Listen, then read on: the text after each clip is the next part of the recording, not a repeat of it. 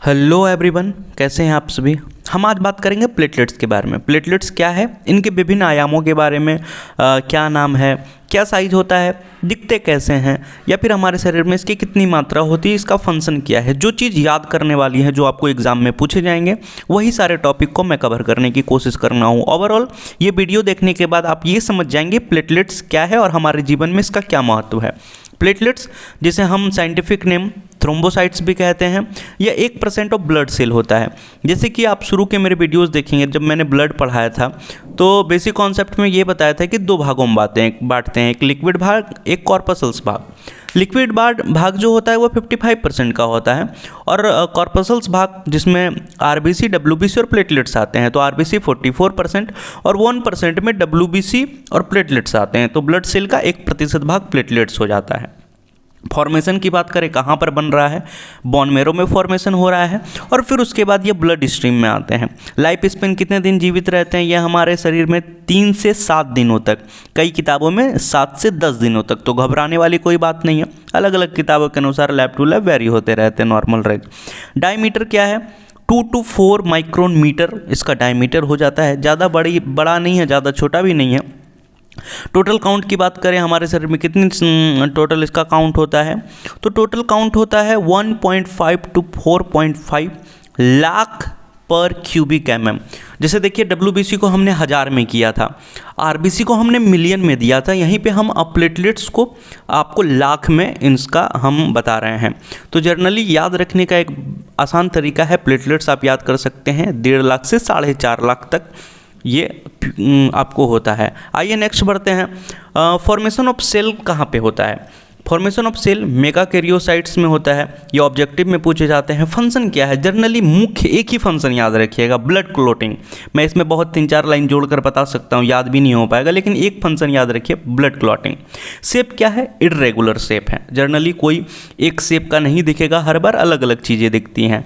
No nucleus, इसमें nucleus नहीं पाया जाता है, और it's appear in cluster form. ये जहाँ भी आपको दिखेंगे ना, तो गुच्छे के रूप में 3-4 प्लेटलेट्स एक जगह बारी बारी से, क्योंकि अगर आपने देखा होगा कभी जब हमारे शरीर में कहीं कट जाता है, चोट लग जाती है, तो कैसे धीरे धीरे प्लग का फॉर्मेशन होता है, फिर उसके बाद प्लेटलेट्स आकर एक जगह इकट्ठे होते हैं, फिर एक लेयर बनता है, और फिर जब वो सूख जाता है तो उस खट्टी को हम लोग हटा देते हैं, उस लेयर को हम लोग हटा देते हैं। तो प्लेटलेट्स का जनरली काम है हमारे ब्लड को रोकना, बहने से, बाहर आने से रोकना। आइए आगे बढ़ते हैं। 3 फोटोज़ दिखाने की कोशिश कर रहा हूँ। पहला जो आपको बहुत छोटा छोटा दिख रहा होगा, ये प्लेटलेट्स जो एरो मार्क से आपको दिख रहे हैं, ये छोटे छोटे प्लेटलेट्स, ये 10x पे दिखा रहा हूँ। अब जस्ट तीसरी फोटो की बात करें तो 40x में मैंने जूम किया है, तो ये देखेंगे आपको एक क्लस्टर फॉर्म में दिख रहा है, इर्रेगुलर सब देखिए, चारों शेप हैं, चारों अलग अलग हैं, और बीच का जो ये 3D फोटो कुछ स्टार शेप लाइक ऐसा आपको स्ट्रक्चर देखने को मिलता है। आरबीसी सेल के बीच में ये मूव करते रहते हैं। तो लाइक कमेंट शेयर करना ना भूलें, लाइक ज़रूर कर दें, कमेंट्स करेंगे तो मुझे बहुत अच्छा लगता है कि आप नए नए और कौन से टॉपिक जानना चाहते हैं। नोट्स के लिए संपर्क कर सकते हैं, नंबर और ईमेल आईडी दिया है, आप मुझे मेल करें। सब्सक्राइब ज़रूर करें नए हैं तो। Thank you. आगे बढ़ते हैं, बात करते हैं। जनरली 2 टर्म्स यूज किए जाते हैं प्लेटलेट्स में, एक थ्रोम्बोसाइटोसिस और थ्रोम्बोसाइटोपिनिया।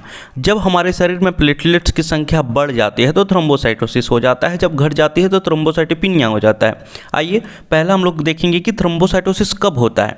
जब हमारे शरीर में blood loss, infection, spleen removal, trauma, acute bleeding, iron deficiency, haemolytic anaemia, surgery, heart attack, cancer और कैंसर ऑफ डिफरेंट ऑर्गन्स होता है, जब हमारे अलग अलग अंगों में कैंसर हो जाता है, तो ये सारी जो कंडीशन है, इसमें प्लेटलेट्स क्या होता है, संख्या इसकी बढ़ जाती है। सिस जहाँ पे लगा हो तो समझना है कि संख्या बढ़ जाएगी, याद रखने का यह तरीका है।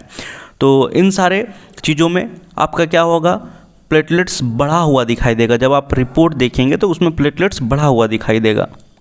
नेक्स्ट क्या है, थ्रोम्बोसाइटोपिनिया। जब प्लेटलेट्स क्या होगा, घट जाएगा। मैंने एरो हाथ का चिन्ह भी दिया है कि जब घट जाएगा, तो कैसे कैसे घट सकता है, कब रिजल्ट होगा, जब घटा हुआ दिखेगा।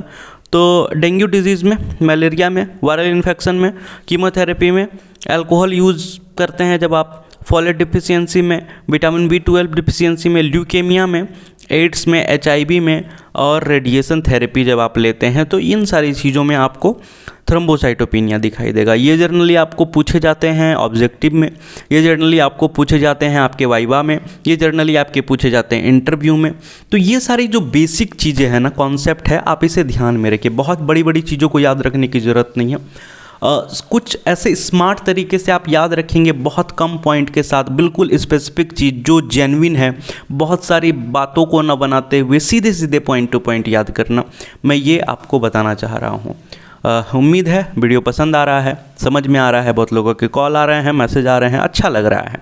जनरली आप मुझे सपोर्ट करें। Thank you everyone. देखते रहें PH पाथ हब। हाँ, और एक बात, प्लेलिस्ट चेक करना ना भूलें। जाइए, चैनल खोलिए, प्लेलिस्ट में जाइए, बहुत सारे वीडियो डाल रखे हैं। सिर्फ रोज़ के आप वीडियो देखेंगे तो जनरली नॉलेज गेन होने लग जाएगा। मैं काफ़ी कुछ नया करने वाला हूँ। मैं सोच रहा हूँ कि एक अब सेटअप लगाया जाए जिसमें अच्छे से पढ़ाई आपकी हो। मैं पूरा फुल डिटेल वीडियो भी बनाना शुरू करूँगा। मैं अभी ये शॉर्ट बना रहा हूँ ताकि आपको एग्ज़ाम की तैयारी हो पाए। आप अच्छे से टॉपिक को पहले समझें, पहले जानने की कोशिश करें क्या है। डिटेल तो हम पढ़ेंगे ही। जनरली मैं इस चैनल को बहुत आगे तक लेके जाने वाला हूँ, तो प्लीज़ सब्सक्राइब करना ना भूलें।